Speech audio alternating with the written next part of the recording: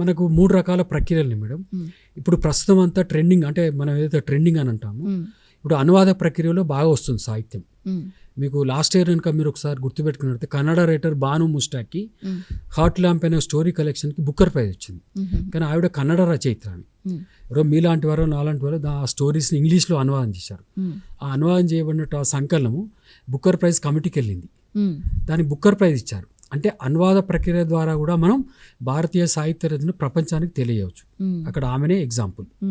రెండోది, మీరు last year 2025లో హంగేరియన్ రైటర్కి నోబెల్ ప్రైజ్ వచ్చింది. ఒరిజినల్గా నావలను హంగరీ భాషలో రాశారు, దాన్ని ఎవరో ఇంగ్లీష్లోకి అనువాదించారు, అది నోబెల్ ప్రైజ్ వచ్చింది. నాలాంటి వాడు దాన్ని నేను కొనుక్కొని చదువుకున్నాను, నేను చదివాను నేను నవలు. అంటే ఇక్కడ సాహిత్యంలో ఎప్పటికప్పుడు వస్తున్నటువంటి మార్పులు, అంటే నూతన ఊరవాడి కానీ నూతన ధోరణి కానీ లేదా నూతన ప్రక్రియ, అందులో ఒకటి అనువాద ప్రక్రియ. ఈ అనువాద ప్రక్రియ ద్వారా కూడా ఏం చేస్తుందంటే ఇక్కడ మనకు ఒక భాషలో వచ్చిన సాహిత్యాన్ని ఇంకో భాషలో వచ్చిన సాహిత్యానికి అనుసంధానం చేస్తూ పాఠకులు మనకు దగ్గర చేరువయ్యే అవకాశం ఉంది. అందులో ట్రాన్స్లేషన్, ఈ సాహిత్య ప్రక్రియ అనేది ఒక వారధిలాగా పనిచేస్తుంది.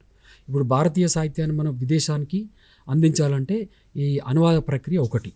రెండోది మన తాత్విక ఆలోచన,